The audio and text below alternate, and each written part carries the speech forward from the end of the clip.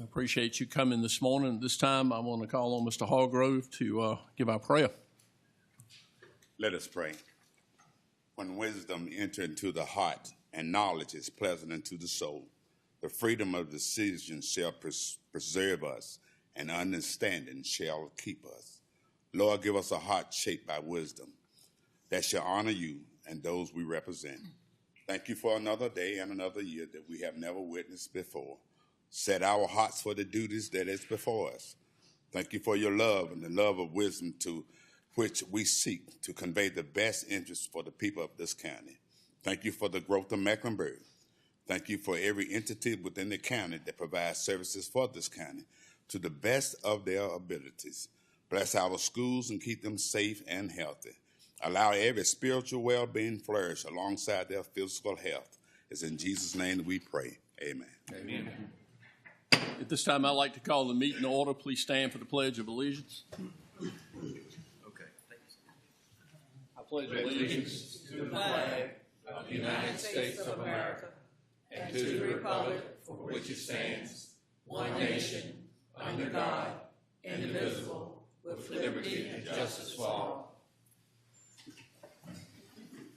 Jenny, I think you have an announcement you want to make about public hearings. Let everybody know, just in case anybody is here for this matter, we will not have any public hearings today. They will be continued until February 9th, the next board meeting.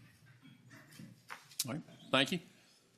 Mr. Slayton, I'm going to turn it over to you for election of the chairman and the vice chairman. Yes, sir. The first order of business, election of chairman for calendar year 2025. The floor is now open for nomination. Mr. Slayton, I'd like to nominate Mr. Jim Jennings for chairman of the Mecklenburg County Board of Supervisors. Anyone else? Any other nominations? If not, I declare it closed. All in favor of Mr. Jennings, please say aye. Aye.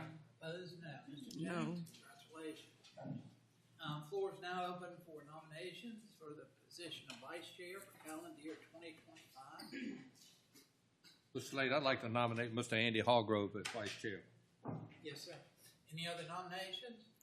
If not, the nominations are closed. All those in favor of Mr. Hargrove, please say aye. Aye. Opposed, no. No. And let's see, finally, we have to re-adopt the rules of the board this year.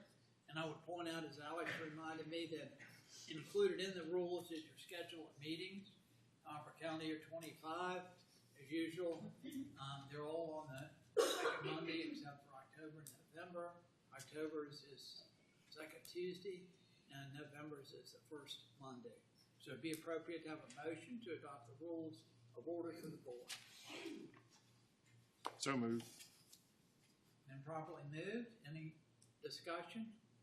If not, all those in favor say aye. Aye. Opposed, no. Rules have been adopted. Thank you, Mr. Slayton. Yes, sir. At this time, I'll entertain a motion for approval of the agenda or any additions. We do have one deletion for you. The resolution to honor Mr. Gurley will be deferred to next month. They were unable to make it this morning due to the weather conditions. Okay. Y'all have heard the deletion on the agenda.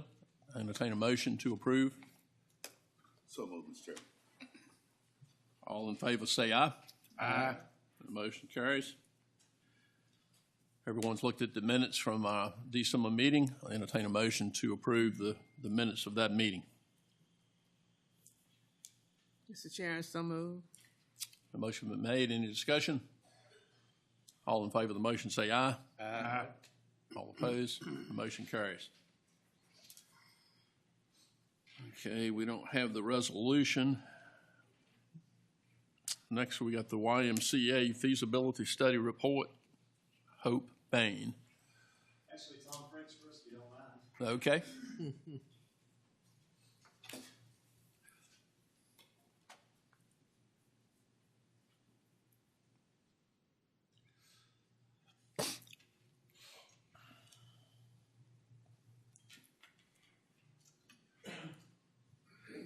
Good morning. Good morning. My name is Tom French, and I am the president of the board of directors for the YMCA in Mecklenburg County.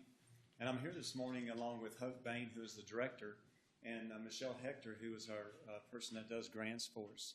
And they're here this morning to give you a presentation on the wonderful things that the YMCA does for Mecklenburg County and for our vision of the future. But before they do that, I'd like to tell you a little bit about me. I retired from the Army about 3.5 years ago, and my wife and I moved up here so that we could live on the lake. But we soon found out that it wasn't the water that made this place special, it was the people. And my wife and I moved up here, and to meet people, we thought the best place to go to would be the Y. And that's one aspect of the Y that people don't think about, is that interaction you have with people in the community. I know about 3.5 months ago, I went down to Asheville, North Carolina, to help out with the people that were devastated by the flood. And on my first day there, I went to a community that had 13 houses. 12 of those houses were gone. There was one house left, and there was an old woman there, and I helped her to pick her stuff out of the trees and out of the mud. And I noticed that above her house was a community that had 10 or 20 houses in it, and none of those people were down there helping her. And that's because they didn't know her. And that is what I think is so special and so important about the Y, is whether you're there taking a cooking class, you're there exercising, you're there with your family, watching your kids participate in sports, is that you get to meet people in your community. You get to know them, and you get to become friends with them. I know that I teach a class Monday, Wednesday, Friday in Clarksville at 8 o'clock, and you're all welcome to attend if you'd like. I'm also up at Chase City, but I can tell you that there's probably 20 or 30 people that come to that class, and they're from all over Mecklenburg County. When they walk in the door, they're talking to each other. During class, they're talking to each other. And when they leave, they're talking to each other. So beyond becoming healthy, they make friends. And that friendship carries them for the rest of their lives. And so that is, I think, just a critical point that the Y offers to the community. And that is what we want. We want to help Mecklenburg County in your vision for 2044. We want to help it by bringing the community together so that in times of crisis or in times of good times, that the people know each other and they're there for each other. So that is why I'm a member of the Y, and that is why I'm on this board, is because I care about people and I care about my community. So with that, I'm going to let Hope Bain come up here and start the presentation. Good morning. Good morning. First up, my name is Hope Bain. I am the director of the YMCA here in Mecklenburg County. And I just want to thank you all so much for allowing us to come and speak today and share our vision with you. And Tom is extremely humble. You know, Tom came to the Y as a member, and today he's a volunteer, but he's a lot more than that. He's a mentor, he's an instructor, and he's our board president. And I think that just speaks volumes about what a volunteer can become, and volunteers are the heart of what we do. We're the YMCA Mecklenburg County. At the Y, we believe when we devote our full strength to the Y's mission and cause, work in partnership with others, and build on our history of innovation, we can address the most pressing issues of our time unlike any other organization, especially in Mecklenburg County.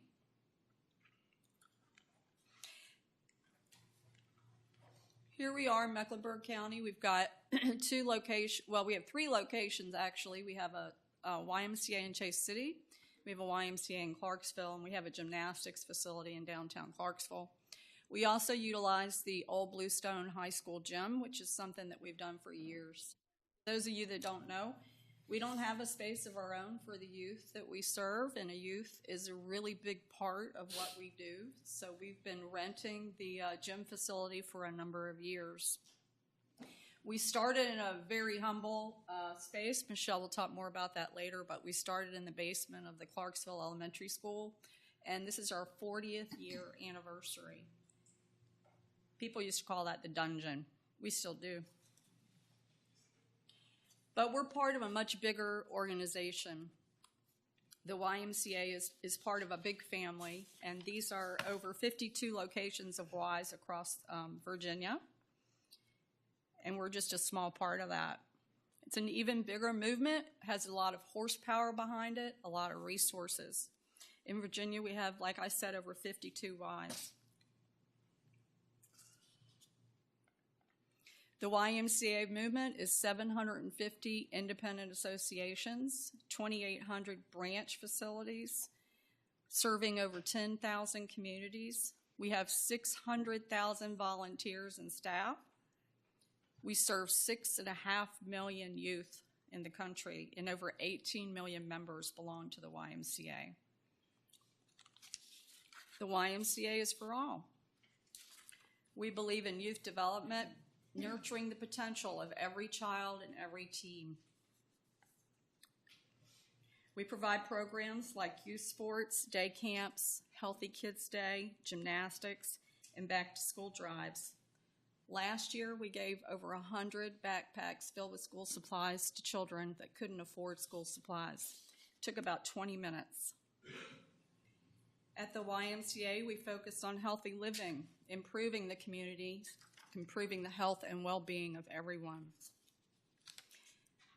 We always strive to improve this, and from engaging seniors to healthy lifestyles like group exercise and cooking classes, to offering spaces for families and individuals to connect and socialize. Many of our seniors are shut-ins. The only activity they have in their day is their visit to the Y. They come to the Y and they make lifelong friendships. I've heard some of them say that they were so isolated until they came to the Y and now they have a new home. We're committed to promoting a healthier and more active Mecklenburg County. We focus also on social responsibility, giving back and providing support to our neighbors.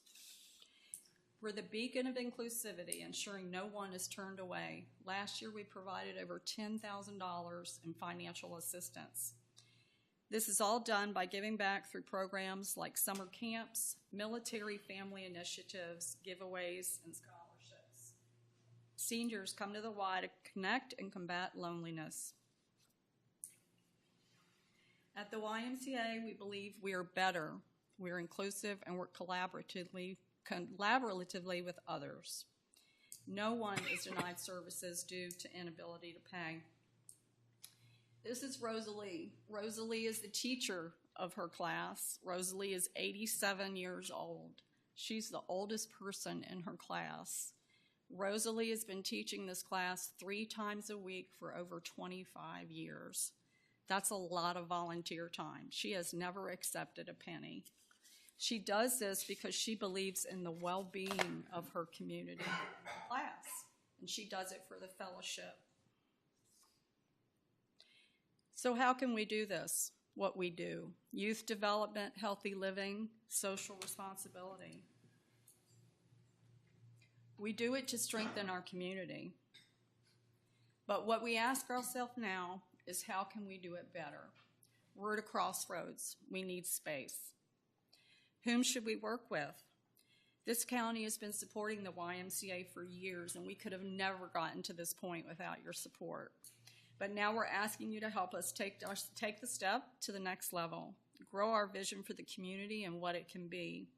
We are committed. Our Y is committed. Our volunteers are committed. Our community is committed. We've done a feasibility study. We've interviewed over 32 community leaders. We know we're ready. Tammy Mulcahy is committed to asking the Assembly for $100,000, and today the EDA will speak on our behalf. At the Y, we believe that positive, lasting personal and social change can only come about when we all work together to invest in our kids, our health, and our neighbors. Thank you. I'll turn it over to Michelle.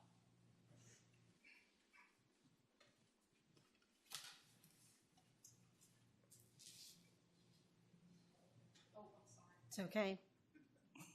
I knew we were. Good morning. My name is Michelle Hector. I'm a certified fundraising executive, coordinating membership, fundraising, and grant writing functions for the Mecklenburg County YMCA. I'm also a historian. This last slide talks about people, programs, place, and partners, and that's where we are right now. We want to put all these pieces together. So as a historian, the Mecklenburg County YMCA opened its doors in 1985, November 16th, 1985. And I loved finding this article in the Mecklenburg Sun. That campaign to raise $40,000 was initiated by the community, and the community assisted again 20 years later when it created the Mecklenburg County Community Services Corporation to build a larger facility to serve the YMCA's growing membership and neighborhoods.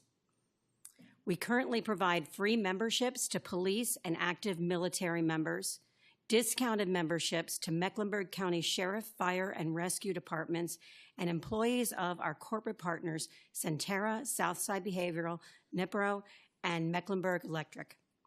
We know that socializing with others while taking part in fitness programs is important to mental health.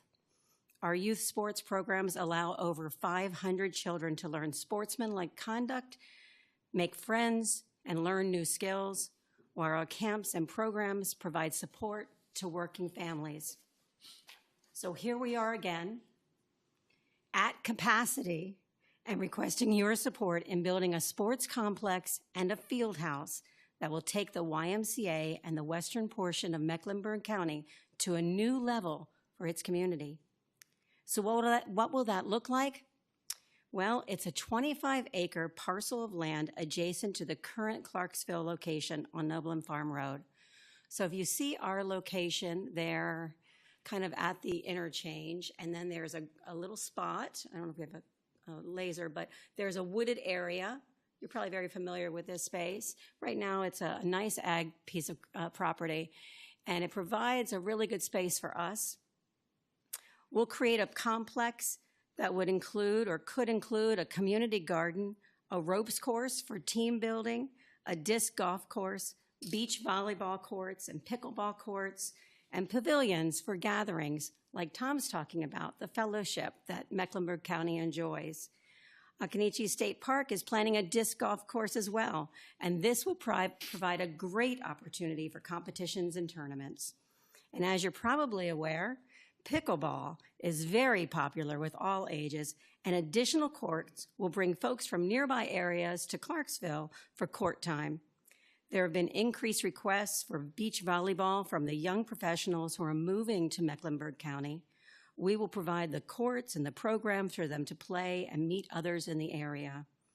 Inside the field house, we would bring all of our current sports together in one location rather than renting the facilities from downtown merchants and from the Board of Education. We would remove the waiting lists and allow all children to enroll in basketball, cheer, volleyball, and soccer. Pickleball courts would allow our members to play year-round, and teams would have a safe place to be together. High school clubs could meet and practice in the space, and the elderly will have a stable indoor walking track. Your MEC 2044 strategic plan acknowledges the need for childcare in the county, and the YMCA will be able to provide before and after care that families need. We will also offer an increased number of summer camps and community events with the indoor and outdoor space. So this is a 3-phase project that we expect will take about 10 years to complete. The first phase will be the field construction, the second phase will be the field house, and the third will be an aquatic center. As we launch our capital campaign, we continue to approach the annual YMCA donors, the town of Clarksville, and will be seeking grants from the state of Virginia, the Virginia Tobacco Commission, and private foundations to fund the project. We ask that you provide annual funding to create and sustain this new YMCA complex.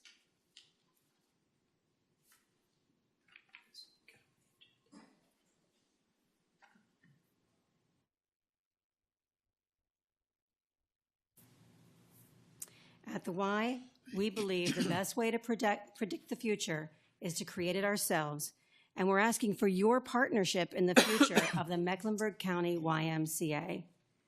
Thank you. I'd like to introduce to you Charlie Simmons from the Clarksville Economic Development Authority. Good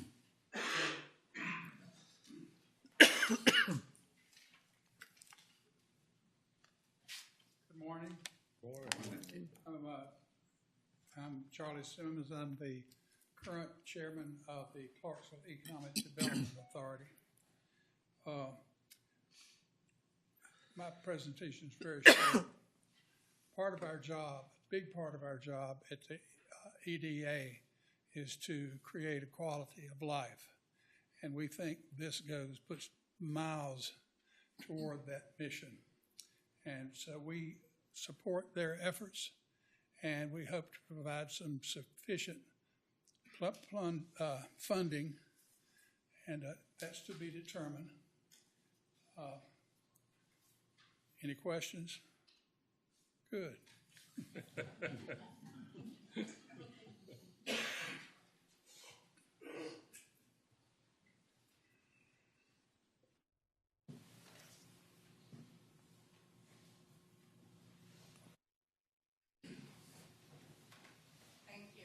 Okay.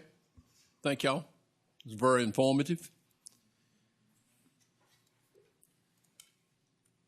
Next, we've got the Economic Development Strategic Plan. And are they here? Is that going to be virtual? No, they're here. They're here. Okay. Yep. We have with us today, we have Liz Povar and Rocky Lane, although that's the inverse order as they're walking up. They'll speak to their credentials, but we thought this was an optimal time to engage with a strategic plan as we were looking at county activities at large in the past year. Our existing strategic plan is about a decade old, and so it was a good time. We've had a lot of economic changes, of course, in the intervening period. So this is a set of recommendations. I do want to emphasize before I turn it over to them that these are guidelines, these are recommendations, these are strategic visions, but nothing about this there's no law incorporated in this. There's no, we have to do any of these things. We treated this as an opportunity to have an outside entity with a lot of experience in the field look at our operations and provide us with some strategy, some thoughts, some things we can keep in mind as we proceed with economic development here in the county. All right. Very good. That could not be said better. Good morning. My name is Rocky Lane. I'm a managing partner with Sanford Holzhauser Economic Development Consulting. Do we have the presentation? I do. I'll have to pull it up. I don't have it either. I emailed Yes, it. he's getting it. I've got it. Okay. Sorry about that. As Alice is putting that up, let me introduce myself. As I said, I'm Rocky Lane. I'm a managing partner with Sanford Holzhauser Economic Development Consulting. I was one of the two founding partners. The actual founding partner is a lawyer. He always cautions me to make sure that everybody understands I'm not. So anything that we offer you, of course, is not based in law. I have over 30 years of experience in economic development. My partner has a long time experience in economic development. And as Alex said, what we have put in the recommendations and action steps, and we'll get to those in a bit, are our suggestions. They are based on the research we've done in your county with stakeholder input and our observations and our research into various and sundry aspects of economic development, combined with our combined experience of years of experience, and know what works and what doesn't. Using my company as a site selection consultant, that means we have active clients that we are helping to locate a company, a manufacturing facility, warehouse distribution, so on and so forth, knowing what they are looking for. All that is combined in your recommendations and action steps. Recommendations is the operative word. As Alex said, there's nothing in here that says you got to do it, but this is what we feel like you should do to position yourself to have better results in economic development. You've already had great results. You guys are doing absolutely wonderful. You are an anomaly. Your county, the rural nature of your county, but the success that you've had and the economic prosperity that's coming from your economic development program is an outlier. You guys are different from most, and I'll let Liz speak to that because she's from Virginia, but you are much better off than most rural counties in Virginia. And great job. As I said, this is the Sanford Holzhauser Economic Development Team, which includes my partner and my friend Liz Povar from Riverlink. Our other partners included, of course, your administrator, your economic developer, and key resource partners. You guys, Industrial Development Authority, Virginia's Growth Alliance, stakeholders, and chambers of commerce. Next slide. What is an CDAP, Strategic Economic Development Action Plan? Well, we look at it as a journey, and with all of our strategic plans, we always ask three questions. Where are we? Where do we want to go, and how do we get there? And those questions were asked, the first two questions were asked in our research, and then how do we get there? Were the recommendations and action steps that we developed from that. Next slide. The project scope of work included a review of previous plans and studies, a review of your EDO program and Economic Development Office program, Economic Development Product Review. Now, product in economic development terms used to be sites and buildings. And if you don't have sites and buildings, you don't have anything to sell. So if you don't have anything to sell, you're out of luck. And it used to be a piece of dirt was a site. If you had a piece of dirt, even if you hadn't talked to the owner, if you had a piece of dirt, you had a site. Well, that's not true anymore. You got to have a site. It's got to be qualified, certified, if you will, use that term. And the best thing you can have is a show building. That's your product. That's what Angie's trying to sell, along with your quality of life. And the second thing is the workforce, the most important thing. That now has become the number one driving factor in a lot of site location decisions. We're currently working with a client out of Turkey. They're looking at two sites, one in two states south of you. One has a really good workforce potential. The other is so rural that we're worried about the ability to draw the workforce it needs. So that is your product. We also had a great deal of stakeholder input. Stakeholder input serves several purposes. One is to help us learn about your area, what's important, what has gone on in the past, and also to get support for the ultimate strategic plan from those stakeholders. It's important to involve the community to get information and also to support the plan as it goes forward. And finally, the scope of work is the integrated report with recommendations and action steps, which we are presenting today. In the EDO program review, we looked at staffing, funding, programs, business retention, expansion, business attraction, target markets, incentives, allies, and benchmarked those findings with EDOs. And that's the chart. And it might be a little bit hard to read in this slide, but it is in the report. As you can see, Mecklenburg stacks up very, very well. They have 3 staff members, but we believe with everything that's going on and the success you're having and what we believe is over the horizon to come, that you need to add at least one staff member that will concentrate totally on BRE, business retention and expansion. That's the number one most important thing that any economic development organization can do is concentrate and make sure that their existing companies are taken care of, happy. If they've got problems, you want to make them yours and to solve them as quickly as possible. But all in all, you stack up really well. In product review,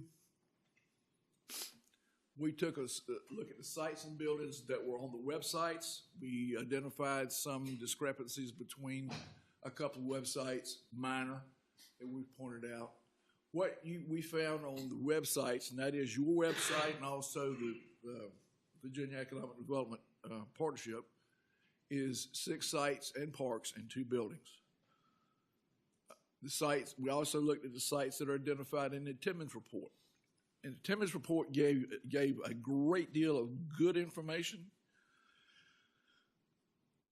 but we believe that there's some issues because none of the landowners in the sites identified, to my knowledge, have been contacted. And while all that information is good, if you've got an unwilling seller, then it's not much good for anything. But it does give a lot of good data to start with.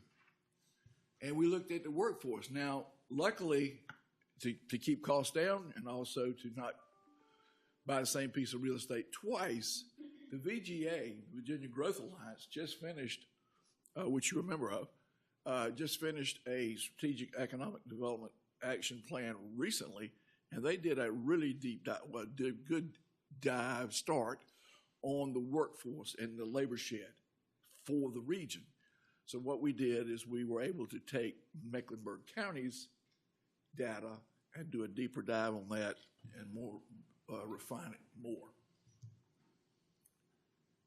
In the product review, we reviewed the current properties as identified in Timmons' report.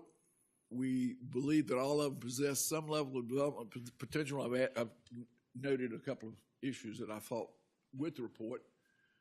We believe that you ought to develop an overall long-term product strategy out 5 or 10 years, and also consider identifying a large single-owner tract that can be controlled through various methods. We put on the slide and then on this report using this Sanford Holzhauser financing model. My partner, Ernie Pearson, the attorney, came up with an idea several years ago to secure property through an equity participation, whereby the municipal entity can control the property at zero, up to maybe even as low as $0, while partnering with the landowner to develop the property, to get the infrastructure in and make it a much more palatable or more attractive piece of property for an industrial user.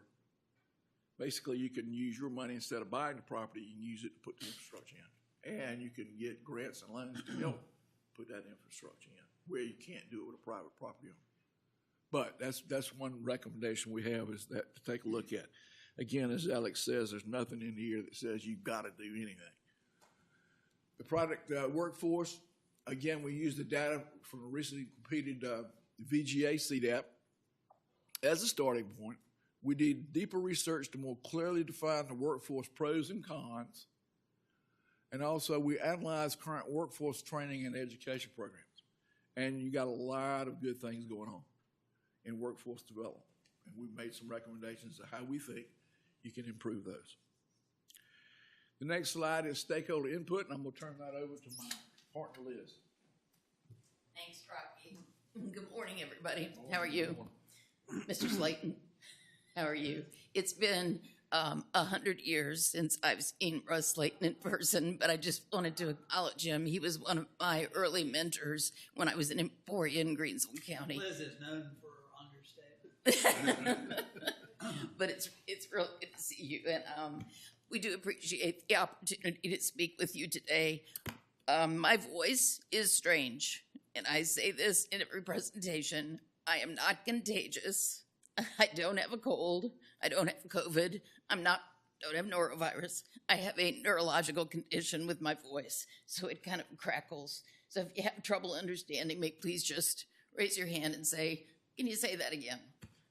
If you've heard Diane Rehm on public radio, or Robert F. Kennedy Jr., who's now moving into the administration, you've heard this voice. They have the same things I do. I'm just not as famous. So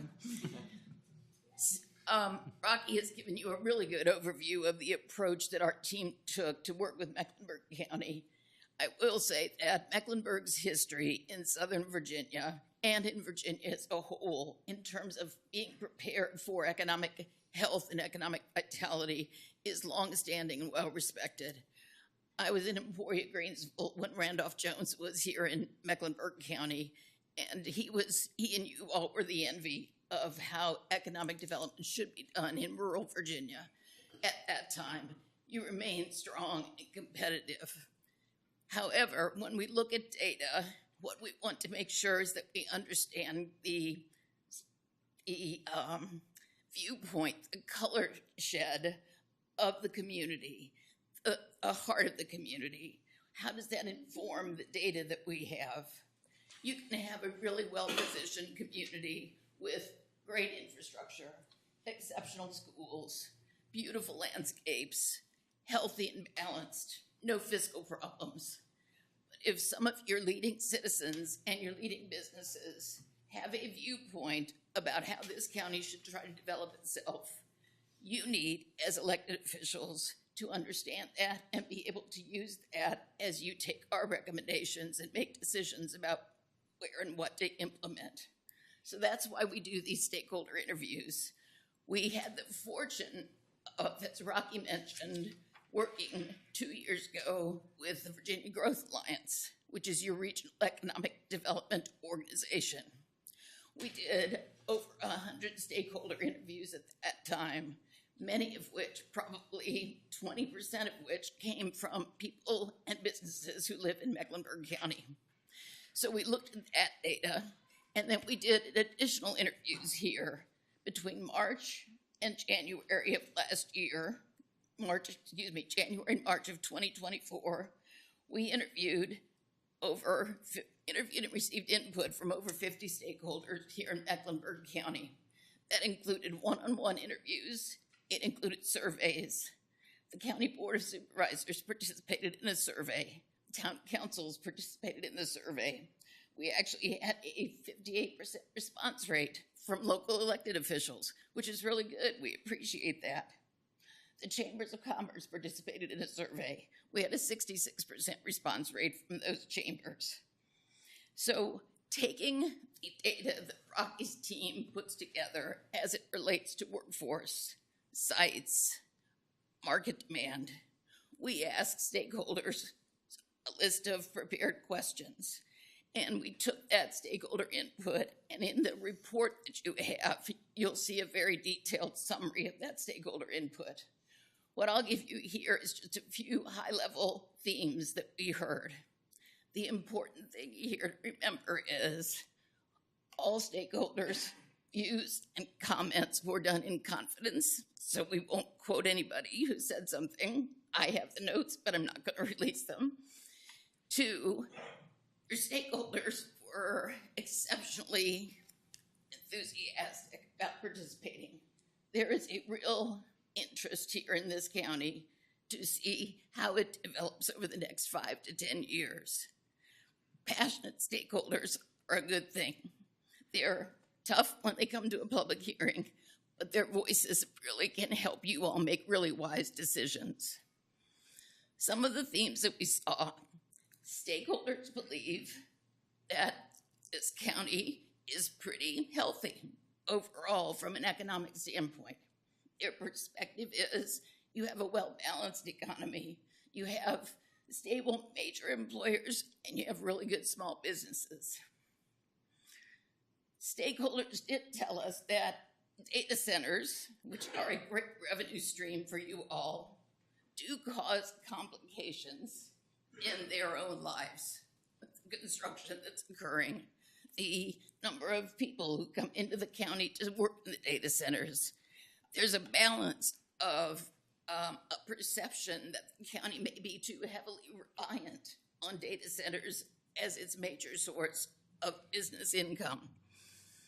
So most of the stakeholders we talk to really value the data centers that are here in the county. They understand that they are significant revenue generators. They also have concerns about too much reliance and how do you make sure that we don't overbuild on the data center sector. None of your stakeholders really talked about some of the bigger issues related to data centers.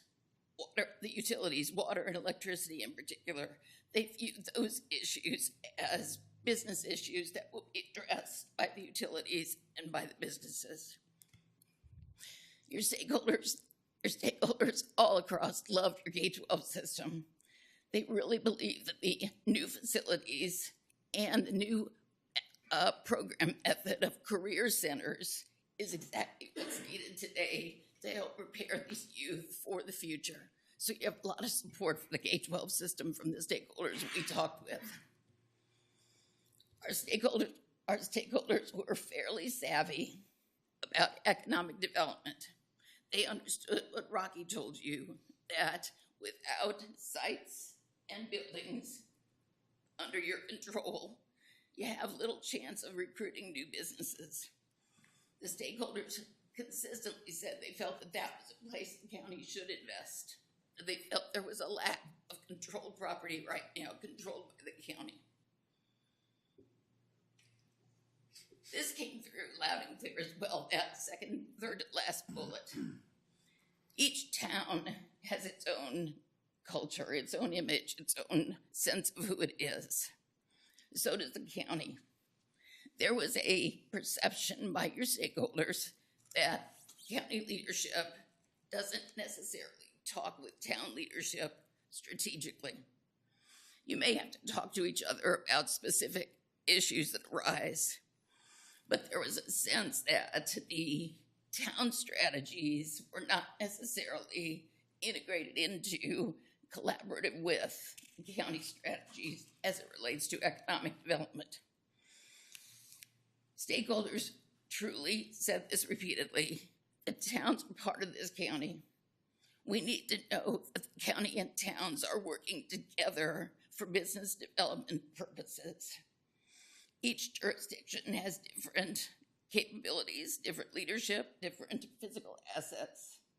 How do you put those together? How do you pull from the best to ensure that the towns and county come across as a unified community when you're talking about business development?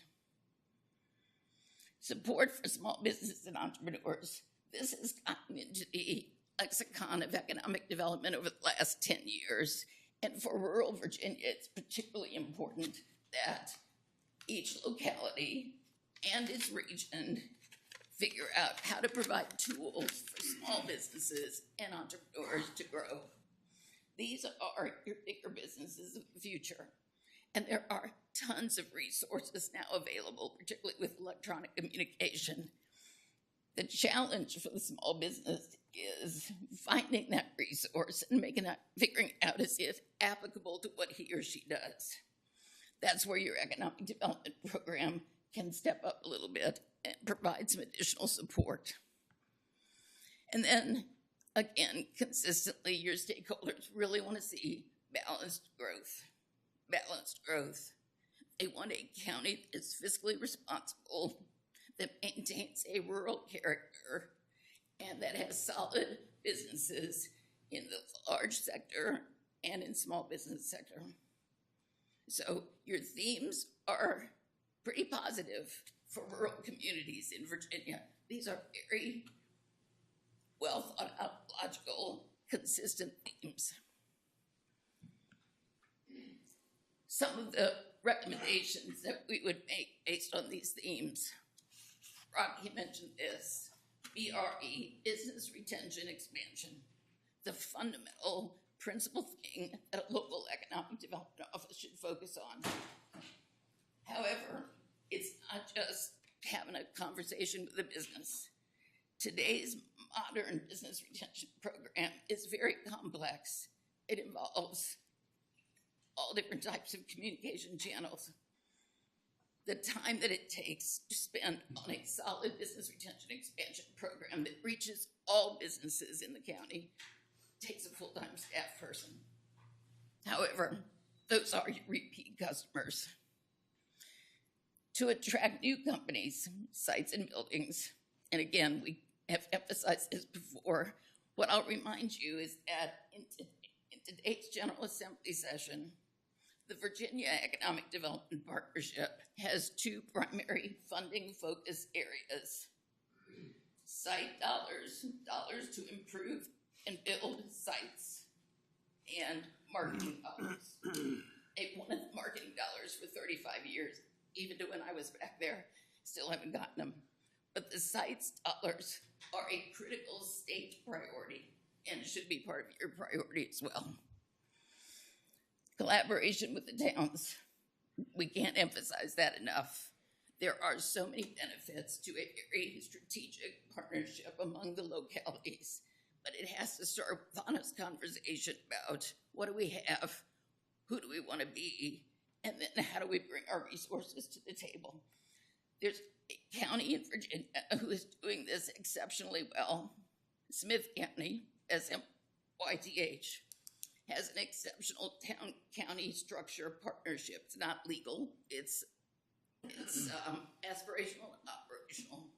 I would strongly encourage you all to invite them to a conversation to help you understand how they have come forward to create a better, stronger partnership with their towns. Diversification, we talked about this. There are certain business sectors you can consider trying to develop property for. We did not have the responsibility to identify target sectors, but we know in our heart this is something you do need to look at.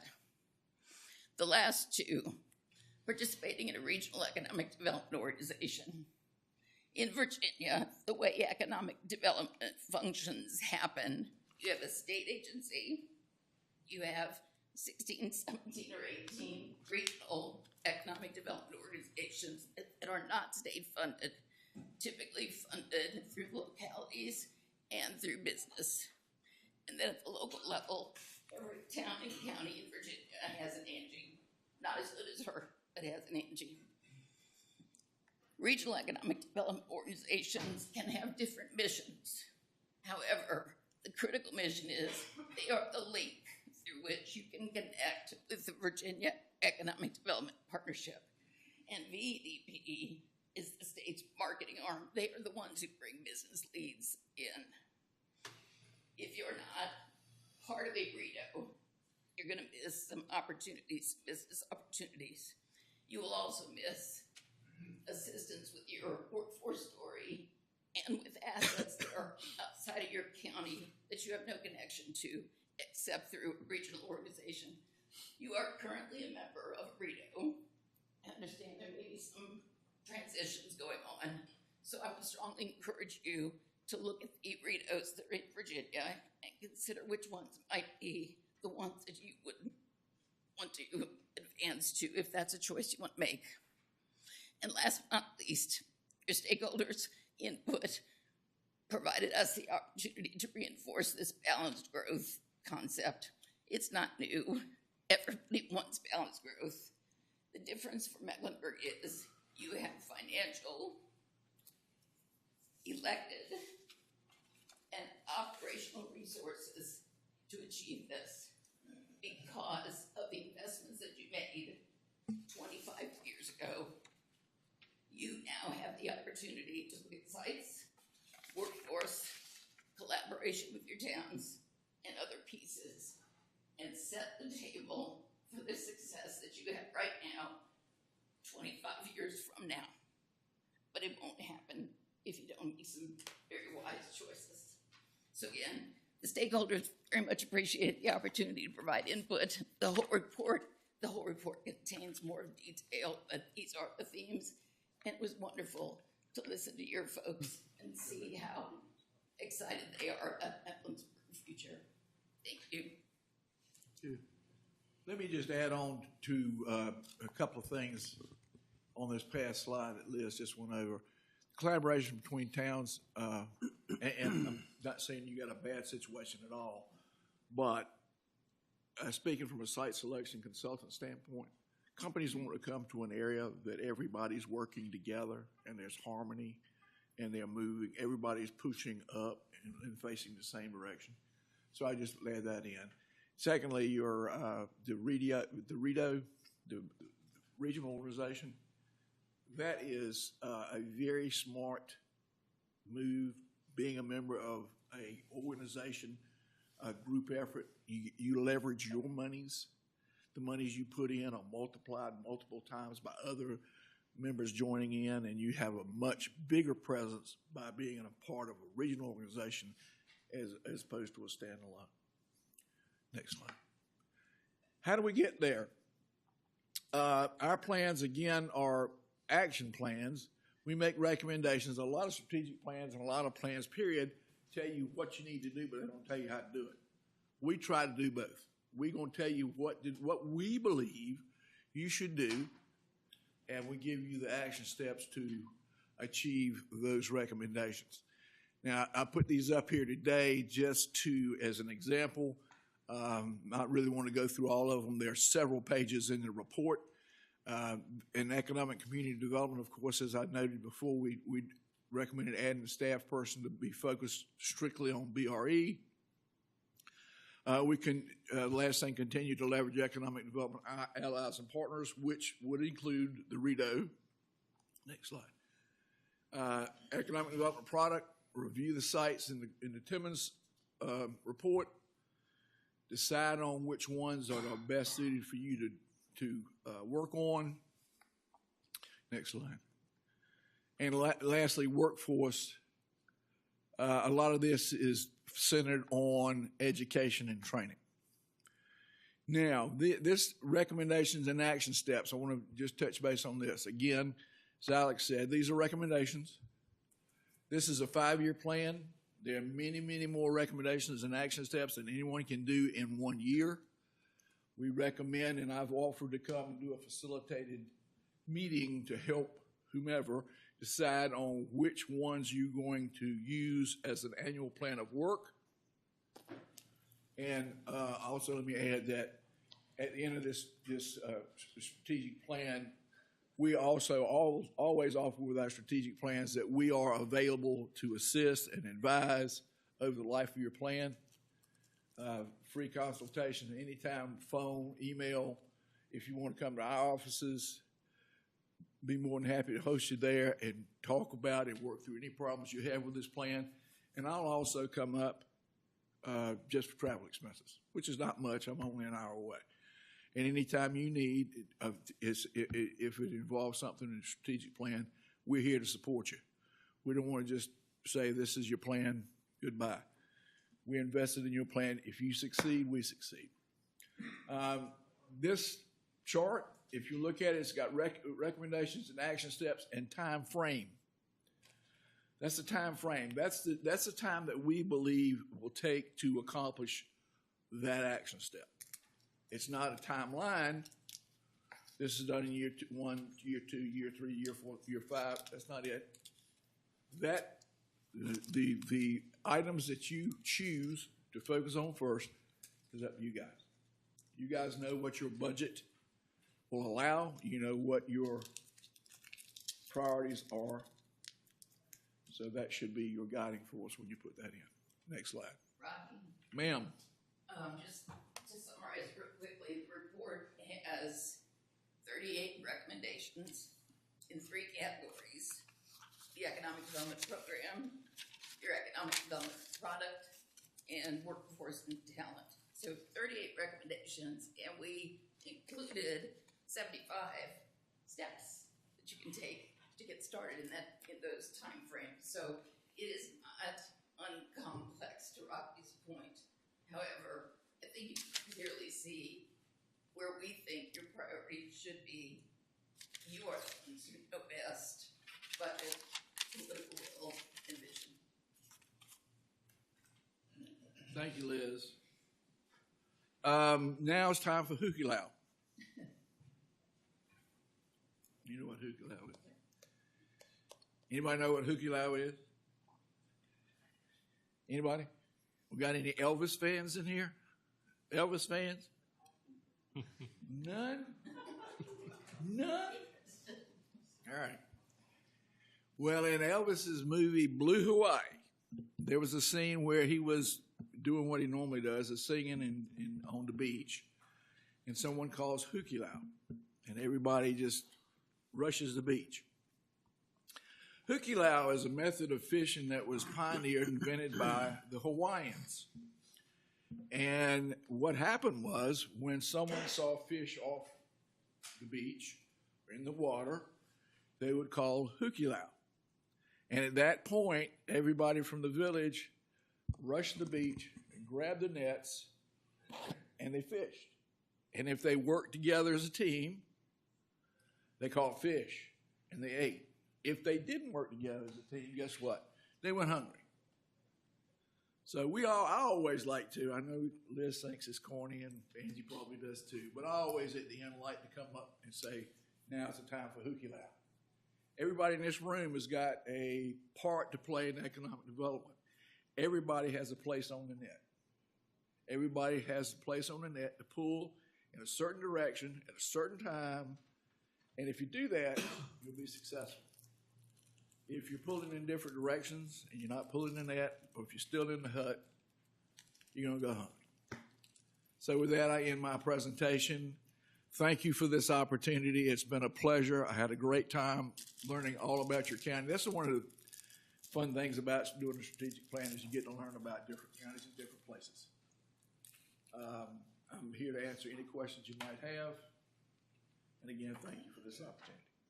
Any questions? No questions? Excuse me? Question? No, I was seeing if anybody had one.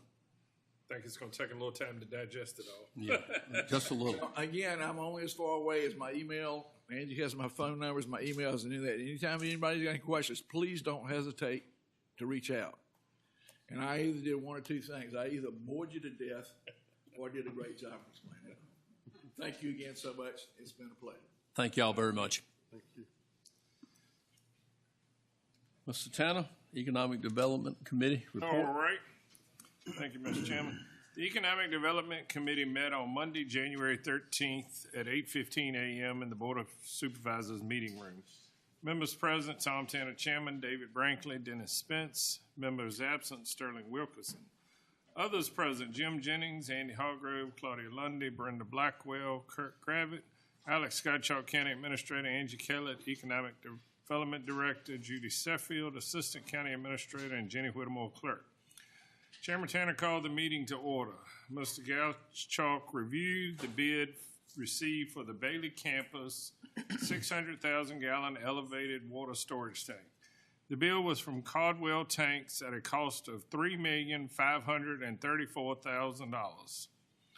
Upon a motion, Mr. Brankley, the committee voted unanimously to recommend acceptance of the bid from Caldwell Tanks Incorporated for the cost of $3,534,000 for the elevated tank at the Bailey campus.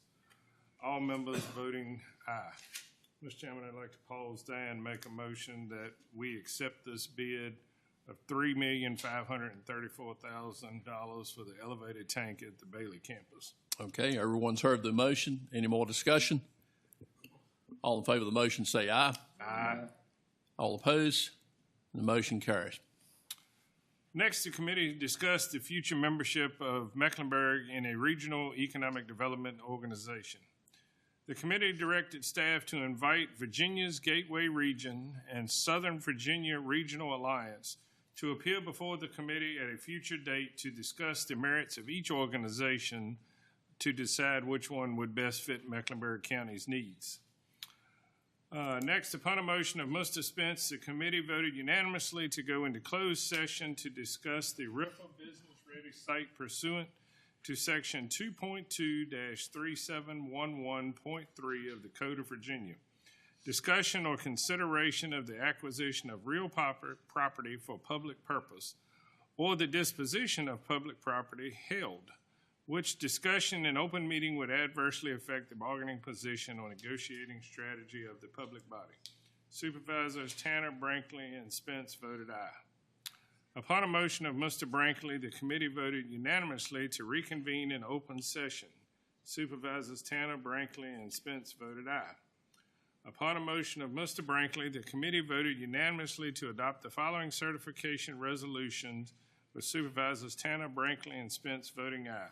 Certification of closed session. Whereas the Mecklenburg County Board of Supervisors Economic Development Committee convened a closed session on this date pursuant to an affirmative recorded vote and in accordance with the provision of the Virginia Freedom of Information Act.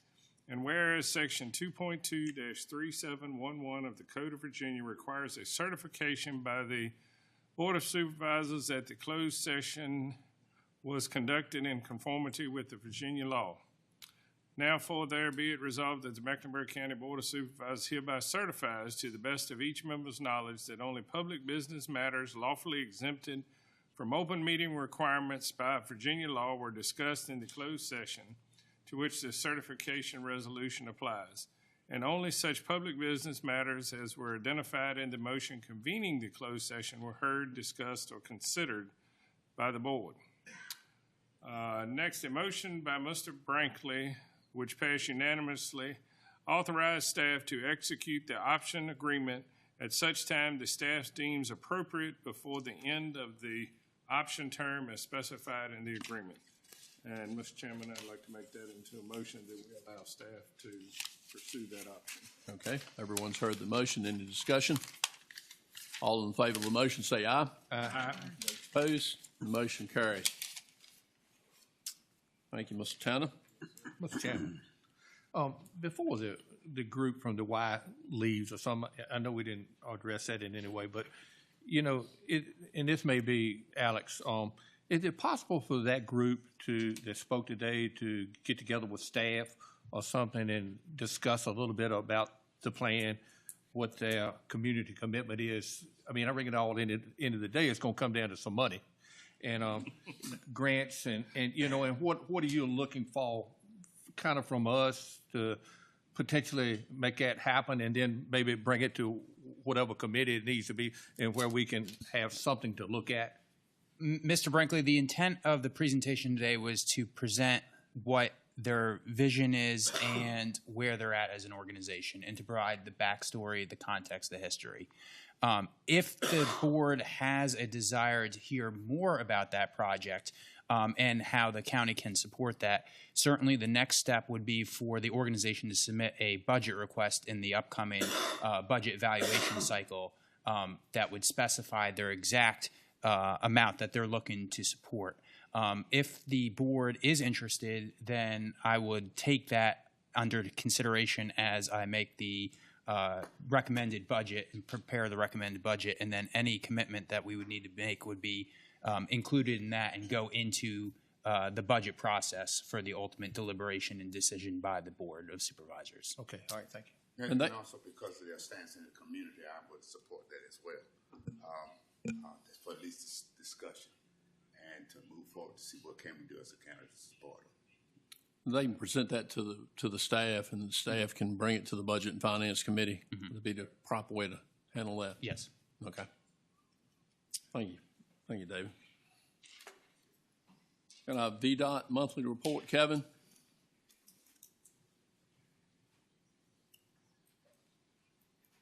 All right, good morning. Morning. Y'all got our monthly report in your board package.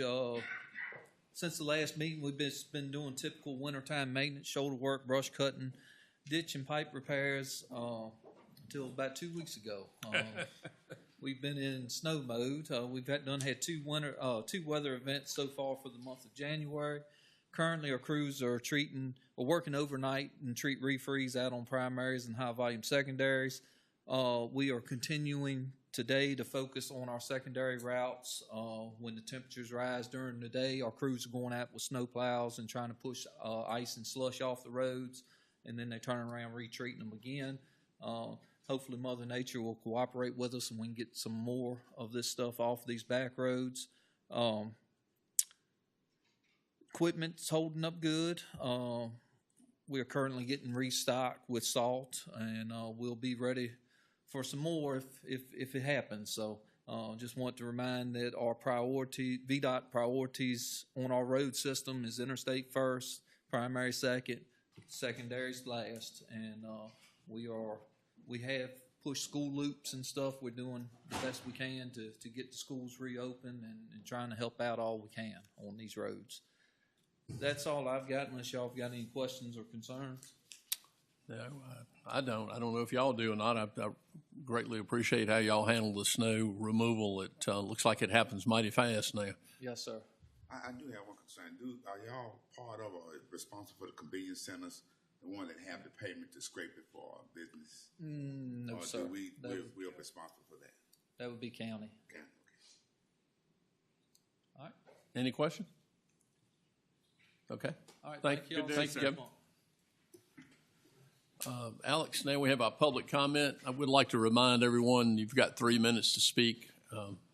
and we strictly adhere to that 3-minute rule. All right, the only speaker we have signed up is David. Pass. All right, then we have no. We have none. None. Okay. So Alex, we're gonna turn it over to you. All right. The first item I'm actually going to let Russell weigh in here, and that is related to an extension that we are attempting to afford our planning commission in the consideration of a solar application. Yes, sir. Under Virginia law, the planning commission has 60 days to respond to a 2232 confirmation or compliance request. If it doesn't do that in 60 days, it's deemed to have approved the application. We've got a time crunch. We don't want that to happen. Virginia law also provides that the Board of Supervisors can afford the Planning Commission additional time within which to complete its review and make its recommendation. The code doesn't say how long you can give. It doesn't limit the number of times you can take this action.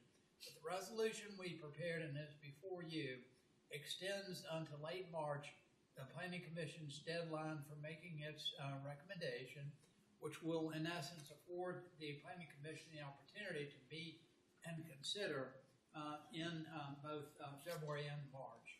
So the staff recommendation is that you adopt the resolution to afford the Planning Commission this additional time to conduct its deliberations. So, Ms. Slayton, I just want to make sure I understand it and everybody else does too. So if they didn't do anything in 60 days, it would consider to be approved? That is correct.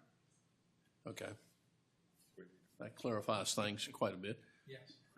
Certainly does. We don't want the clock to run. No, we don't. And adoption of this resolution, to repeat, will give you 2 more scheduled PC meetings. And I might add, I don't know that it would be necessary, but if you need more time, we'll be back with another resolution. Okay. So everyone's seen the resolution. I'll entertain a motion to adopt this resolution.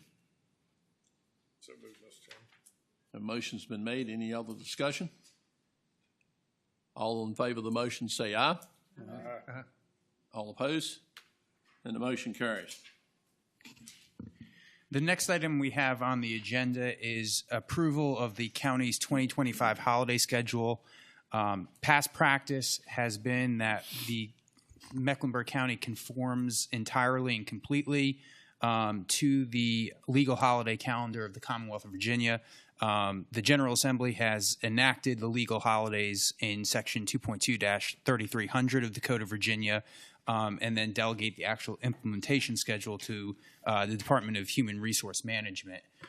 We have in the past accepted the schedule put forth by DHRM, and so then we have gone to the board for approval. So that we do need action item to officially confirm our holiday schedule, or if there was any additions, deletions, substitutions, then that would be this would be the time to take that action as well. Mr. Chair, I may intervene at this point in time for discussion for the board and to the county administrator. Last year's discussion, we was talking about how can we keep our employers or employment, may I say, to the point, because we were losing them so quickly, and so we want to try to give them the best effort as possible to say that Mecklenburg County is a grand place to work at. As we reviewed the schedule last year and as we look at the schedule this year, we're finding that we're having a half a day on Christmas Eve and Christmas Day off. And I was wondering, just for discussion, and it seemed as though that if we can give a half a day, why not give a whole day? Give the Christmas Eve and Christmas Day. And not only that, we have Juneteenth, which these are just 2 entities for this year calendar. Juneteenth comes in on a Thursday. And so they'll work Wednesday, off Thursday, come back Friday. Why can't we, and I know we want to adopt the course of what has been state regulated, but I'm asking, do we have the power as a board to say that we can add these additions to include the Friday along with the Juneteenth for county workers? this is just for this discussion, and I just want to know how our board members feel about it. This year, I think Christmas, they get half a day Christmas Eve. Christmas Day is on Thursday. And then what I read here, they get Friday also. That's right? correct, yes. Okay. All right. Yeah, that's Christmas. That's kind of the flagship holiday in the whole year, in my opinion. And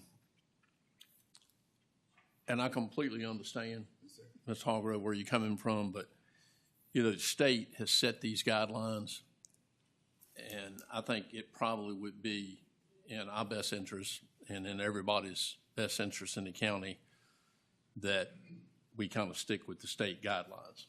I don't feel like that I have the power, or even this board should have the power to hand out holidays just because we can't. That's my opinion. Well, my question was probably with y'all, some of the people that have vacation, they have a lot of them take that half a day or something anyhow. I mean, it's available if they want it, more likely. As long as it's enough to cover that department. Yeah. Your supervisor can grant So, I mean, if they want to take the extra day and all, everybody has another vacation to go along with these holidays to take that extra day if they want to or choose to. Well, I do want to let the board know, if I'm here again, the Lord's will next year, that I'll be serving on this board. This issue is going to come up again, and I will bring it up again in January. Yeah, that's fine. But next year it'll be on Friday. What is a Yorktown Victory Day? That's a new one on me. Yeah, I'm kind of confused on that one, too. Okay, so that has, you want me to go with the long legal history of this? Or Well, I got a feeling that politics is going to come up in this somewhere. Yeah, that's right. That's right. So that is a holiday. It's actually been known as Yorktown Victory Day in conjunction with another holiday since the early 1980s. And that was a point of Virginia pride. There was a senator from the Yorktown, Jamestown, Williamsburg area who very much wanted to celebrate our local Virginia history, their local history specifically, and our participation in independence. And so he got the General Assembly to approve Yorktown Victory Day as a holiday, but to conjoin it with what was then known as Columbus Day, which was already a holiday because that was a federal holiday, is a federal holiday still, and merge them together into one paired holiday. But for the purposes of Virginia pride, I am using the descriptor Yorktown Victory Day because I want people to know how important Virginia was, especially as we approach the anniversary, the 250th anniversary of our nation's independence. I just want to make sure we didn't kick Columbus off the ship. We didn't kick him.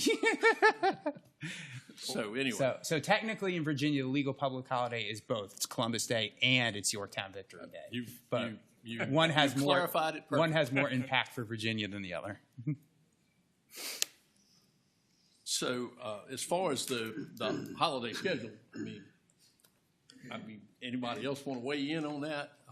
We got to vote on it. So I say go with the state rate, what's already on the calendar. Stick with that. Was it DHRM's recommendation? Well, as Arnold Schwarzenegger said, I'll be back. Yeah, that's your right. You got Yorktown Victory Day. What do you want? I'm pretty sure 8 others will too. All right, it's all good. We'll any more discussion on that? Well, I'll entertain a motion to accept these holidays based on the state's recommendations. Yeah. Chair, so moved. The motion's been made. All in favor say aye. Aye. All opposed? No. That's 8-1 yes, 1 no. So motion carries. Thank you. The next item we have for you is an update on the School Construction Assistance Program. As you may remember, we applied for grant funds from the Commonwealth of Virginia in support of the Clarksville Elementary project, and they were awarded.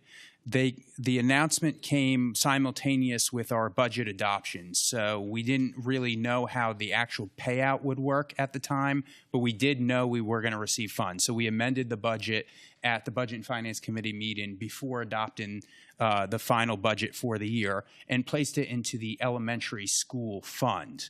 We have since come to learn that VDOE pays these funds out to the school system itself and not to the county, which is a contradiction for how most school financing does work in the Commonwealth of Virginia, but who am I to argue with VDOE on this front? So I wanted to let you all know of that and the fact that we are going to have to advertise for a budget adjustment. And because of the magnitude of the sum, $6.5 million, it requires an advertisement in the paper for a transfer from the new school elementary fund of the county's budget to a fund in the county's budget that is controlled by the schools. So it's a very technical amendment. There is no. It's a net even amendment, but it is something that we are going to have to advertise for. So I wanted the board to be alerted when you see in the paper that there's a $6.5 million budget adjustment coming, what it is. It's completely innocuous, and it's all because of the parameters for how VDOE is treating the payment of that sums. No action. No action at this time. There will be action next month. Okay.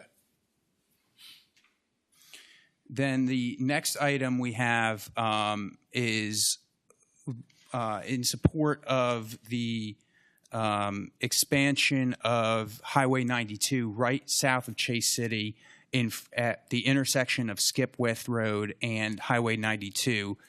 We have a previously approved road project that's going to widen the road and add turn lanes, add a right turn lane as you come south from Chase City, and then add a left turn lane as you go north towards Chase City. And we have to accept property that we have been given or are paying for the right-of-way in support of that project. And I don't know, Russell, you want to weigh in further on why we have to do that? But this is my theory. The Commonwealth has adopted an ordinance that a county has got to act to accept a conveyance of real property to it. And that acceptance has got to be determined by the Board of Supervisors, and a certificate of acceptance has got to be recorded with the deed. I think the reason for that is to prevent people from offloading onto the county undesirable property. You wouldn't want someone being able to convey to you an environmentally contaminated site, wetlands, or something you don't want. So if there's a deed recorded that does not have the certificate of acceptance by the county, it's not effective. So I think it's a very wise move by the county. But what it means is you need to take action now to accept title. There are, I'll digress quickly. This is a program, this 92 project is being handled by the engineering firm of Timmons for the county, and they do a great job. Back in October when this started, there were 3 individuals who were going to convey to the county certain property rights. I don't know what happened, but Microsoft acquired from those individuals larger parcels, which included the rights we need.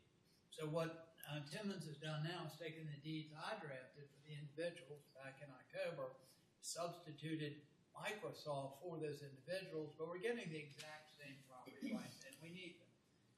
In addition to that, there are 2 other private landowners with whom Timmons has negotiated and from whom we're purchasing at very nominal cost property rights needed for this Highway 92 improvement. So we need to adopt these certificates of acceptance, and there'll be 3, and each of the 3 will be recorded with each of the 3 deeds, Mr. Chairman. Okay. So we need a motion to accept title to this property. Yes, sir. So there are 2 separate resolutions in your agenda packet You need to cover this. 2 separate motions in. Just, I mean, you could adopt both resolutions. If any supervisor wants to do them separately, they can say so, but you can do them together. You want to make it motion to Yes, sir. accept Some- two resolutions? Yes, sir. We were going to accept, our motion that we accept both of the resolutions, sir. Okay. The motion's been made. Any more discussion? All in favor of the motion say aye. Aye. All opposed? Motion carries. The next item also has to do with something that is on Highway 92, so I don't know how this all got at the same time, but across from the regional landfill, Mecklenburg County retains ownership of a parcel of land. It's about 40 acres on the right-hand side of the road. There are parcels of private land behind it that have no highway access. One of those lands in particular wishes to do logging on their land. And so the only way to get there would be to transverse our property. And so what we have before you is a revocable license to allow Lawrence Duggar Logging to cross our property to get to the private property in order to do the logging operation on the private property. Okay, we need a motion to that effect. Yeah, there's a resolution to adopt the revocable license, and that needs to be adopted. So moved, Mr. Chairman. Motion been made. Any more discussion? All in favor of the motion say aye. Aye. All opposed? The motion carries. Okay. The last item on here is the staff reports. I did want to point out a letter that we had included in the staff reports in particular as part of the Parkview High School development project. We have to get it onto the National Registry of Historic Places in order for it to be eligible for the historic tax credits. In November and December, the first round of that process commenced in front of the state's Department of Historic Resources boards. In December, the Virginia State Review Board recommended that the property be placed on the National Registry and on the Virginia Landmarks Registry. That is only step one. There is a second step that comes out of this to actually get it on the registry. And then there's subsequent steps that we aren't necessarily involved in to gain approval for the tax credit process. But just wanted to let the board know we're well on our way to getting the property designated onto the National Registry and doing steps to fulfill our commitment as part of that project. Okay, very good. Does that finish you up? That does finish me up. All right. Good job. All right, on the chairman's report, we've got an appointment to the Lake Gaston Weed Control. Glenn Barber has resigned from that council, and they have a name. I do not know this person. Somebody here may know it, Morris Adcock. Tom, I'm sure you know him. Yeah, and I'll make a motion, Mr. Chairman, that we appoint Mr. Adcock to the Lake Gaston Weed Control Council. Okay. Motion's been made. Any discussion? All in favor say aye. Aye. All opposed? Motion carries. Alex, you reckon we can maybe write a letter of appreciation to Mr. Barber for his time on the Sure. Weed Council and all? Yeah, we'd be happy to do that. Okay, very good. Everyone's looked at the consent calendar, hopefully, entertain a motion to approve. So moved, Mr. Chairman. Motion been made. All in favor say aye. Aye. All opposed? Motion carries. All right, Board Member Matters, moving right along. Mr. Spence, you want to go? Sure. Want to wish everybody a happy new year. Looks like I mentioned earlier to some of the members, it looks like the new year is about to get away from us pretty quickly. Christmas flew by, and here we are in the middle of the month. Congratulations to Chairman Jennings and Vice Chair Hargrove being reelected. That said, I project that we're going to have a busy 2025. So get ready, get ready. I think you're right. And thank you to the YMCA for the services that they provide. Appreciate you guys being here and appreciate what you are doing in the community. Thank you for that. That's all. Ms. Lundy? I'd like to say Happy New Year to every one of you and the service that the YMCA is giving to the community and to Mecklenburg County. We'd like to thank you. In the budget, if possible, could there be another $1,000 allocated to the Red Cross? Because they have had many catastrophes, if you want to say, or calamities during this year, floods, fires still going on. And I think we only given like was given $1,000 for a very long time. And when I came on the board, Southside Board, we increased it, I think it's up to $3,000 now. I'm wondering if we could increase it $1,000 more for the coming year. Thank you. Thank you, Ms. London. Mr. Tam? Thank you, Mr. Chairman. Also, I'd like to congratulate you and Mr. Hargrove. I know y'all keep us straight from time to time, and Mr. Brinkley keeps Mr. Hargrove straight. So, but I would like to thank all our employees, too, that kept the county running through snowstorms. We still have employees that come to work even though the county offices were closed, EMS, fire, 911, sheriff's office. I mean, they still have to work. So, and other people that came to work to clean up afterwards, I just want to thank you all. Thank you to the YMCA for all y'all do. I know that's a huge undertaking, and the youth growth in our county is what y'all concentrate on a lot, plus services to the older citizens, and that really means a lot. Also, I'd like to congratulate Mr. Carter on being nominated to the Tobacco Commission. We saw that this week, and I think he will be a great asset on that board. Especially with us talking about our new economic development paths that we need to look at in the future. And I think it is going to be important for Mecklenburg to diversify what we do. We need to look at ways to grow the agriculture. If there are other companies we can partner with to grow the agriculture in the county, but also to look at other businesses that we could use. We were so dependent on textiles for so many years, and that has kind of gone away, and now we're into the data center type of landscape, but we also want to make sure we have other types of businesses here. Also, Mr. Goshchuk, when the weather breaks a little bit, can we get them to do a little work at the dumpster sites? Because some of them are getting kind of rough. They need some gravel and stuff like that after the weather breaks to try to smooth them out a little bit. Not I'm going to need a front end alignment going to the one in LaCroix. But also, like I said, General Assembly convened today, so there's a lot of hot topics that are coming up this year, especially solar farms, data centers, electrical type stuff. So we all need to pay attention on what's going on in there, and if you have concerns about it, reach out to your delegate or your senator and let them know your feelings. That's all I got, Mr. Chairman. Thank you, Mr. Taylor. Ms. Wyckoff? Thank you to the YMCA for all that they do. I do participate in the senior citizens portion.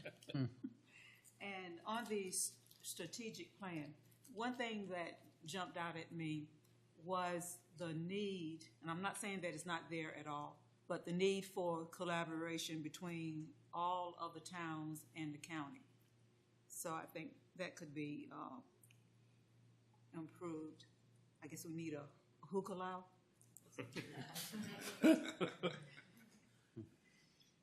And Happy New Year to all, and prayers for all that are affected by the fires in California.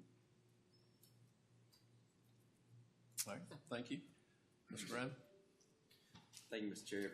Pretty much just going to piggyback off of what everybody said. Congratulations to the two of you. Thank you. Want to give a huge thank you to all the agencies that came out during the winter storm event. BDOT, we had some farmers out there pushing, trying to make the roads as safe as possible. And thank y'all so much for everything you do. Thank you to the YMCA for all that you do, especially with our youth. A lot of people don't know, but our programs that go into the middle school and the high school levels, they do start there on the ground level. And it's people behind the scenes that make that work. Everybody be safe. We'll see you next month. All right. Thank you. Mr. Franklin? Well, I too like to congratulate you, Mr. Jennings and Mr. Hargrove, for I know y'all do a good job of leading us forward. And You hesitated on that, Mr. Hargrove. I'll talk to you about that in a minute. And all, but yeah, and at YMC, I thank y'all for coming today and sharing y'all's vision, and I look forward to hearing back from you probably pretty soon between And that. So, Mr. Jennings, I know it's one thing that we talked about a little bit. I think during our ag meeting, you know, and all this, we are talking about kind of a balance of rural ag and the economical growth and all. And, you know, for a balance there, we had, I think at our ag meeting, we had someone from the Farm Bureau come and talk a little bit about the land use program and all that. And I just wonder if this board would want to entertain talking about that more, and potentially, you know, maybe even get that guy from the Farm Bureau to come back and explain it not only to us but to the public a little bit, or what that composed of and all that. I mean, is that something we want to consider? I think considering what's going on in this county growth-wise, we better consider it. Always good. Yeah. Alex, how do we need to go forward on that? If that's a topic that the board wishes to entertain, my recommendation would be to evaluate that this summer into fall and align it with our next countywide reassessment, because that would be when they're already going to have to do enormous amount of work to do the evaluations. So aligning that with when we're redoing all of the property values anyway would be the best time frame. When's the next? That would be next year. It be completed in July of 20. Yeah. Okay. Yeah. So that would be something that So wouldn't be this budget year, but it would be the next one. Yeah, just starting the conversation though won't affect what y'all. It's going to take time to get it all. That's why I said Right. we probably need to start the conversation about. Yeah, that's what I'm saying. So not in this year's budget, but it would be after this year's budget to begin the conversation. I wouldn't expect it to come together that quick. But we, you know, as far as educating the public, like Mr. Brinkley said, I think we need to start that process in this spring.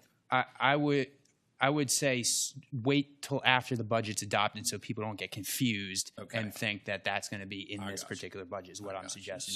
So after May, that, June, July. Okay, well, that's reasonable. That's reasonable.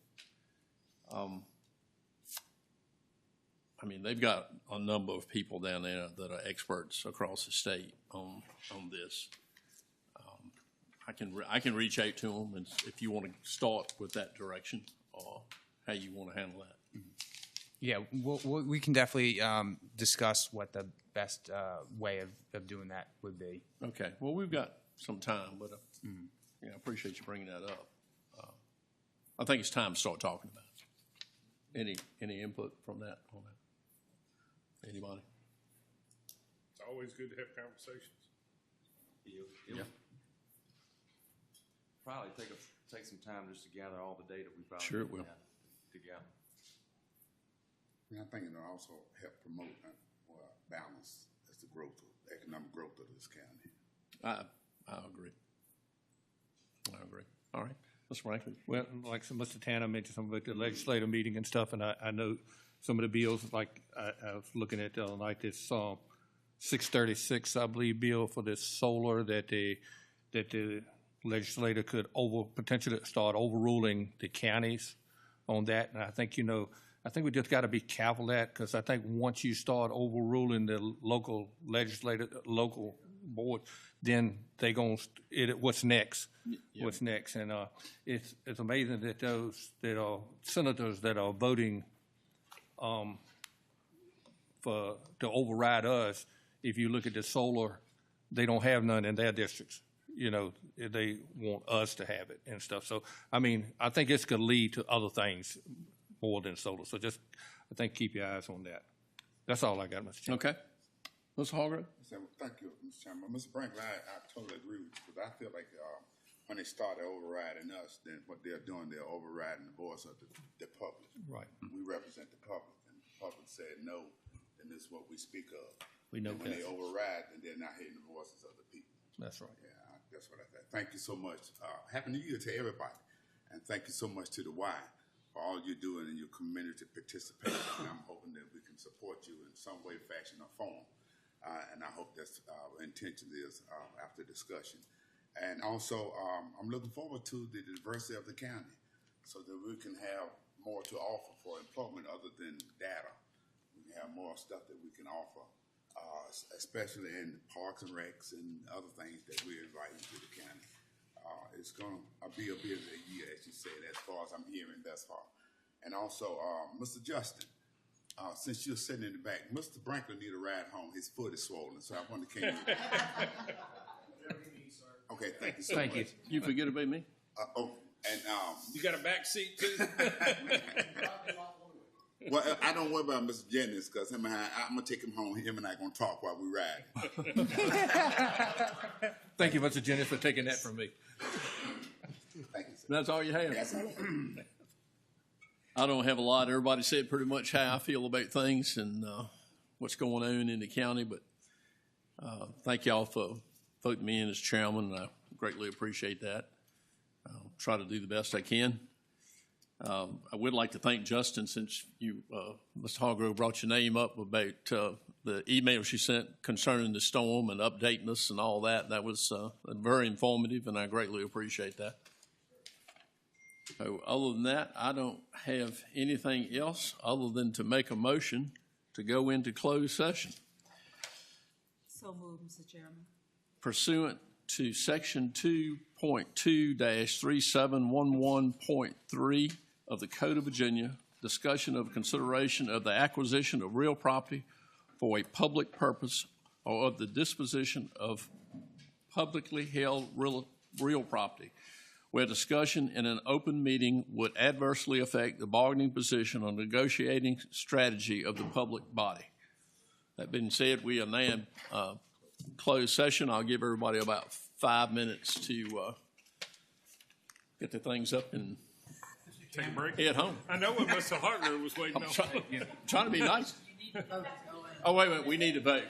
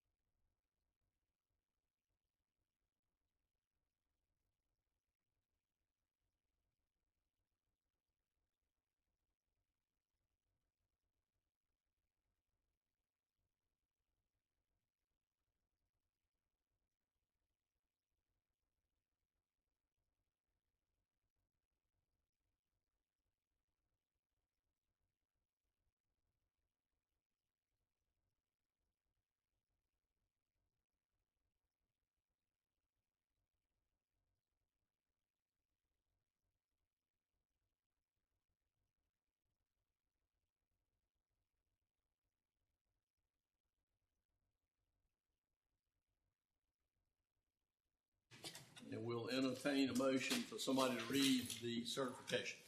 Alex? Alex, You gotta give me my keys back first. you've been recommended. For lunch. You have the, paper? You may read it. Yeah, I got it. I can read it right here. Hold on. Where, you got it?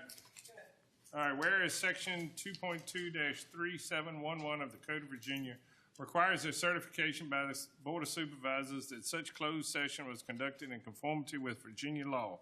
Now it be resolved that the Mecklenburg County Board of Supervisors hereby certifies that to the best of each member's knowledge, only public business matters lawfully exempted under the open meeting requirements by Virginia law were discussed in closed session to which this certification resolution applies, and that only such public business matters as were identified in the motion convening the closed session were heard, discussed, or considered by the Mecklenburg County Board of Supervisors. All right, all in favor of that certification motion, say aye. Aye. Okay, anybody else have anything they want to bring up? Alex? Mr. Slayton? Yes, sir. Board members? No, sir. Stand adjourned. Thank